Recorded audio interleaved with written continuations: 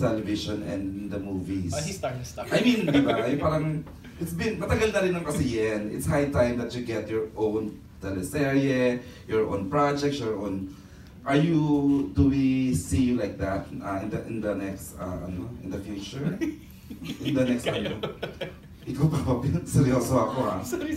Yan, ito na ba ang simula ng pagiging, the big time?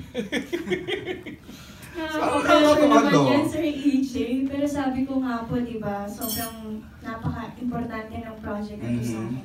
Lalo na po sa career ko. Napakalaking opportunity po nito na para makita yung talent ko. Kasi akala ko nga po nung una hindi na ako magkakapelikula eh.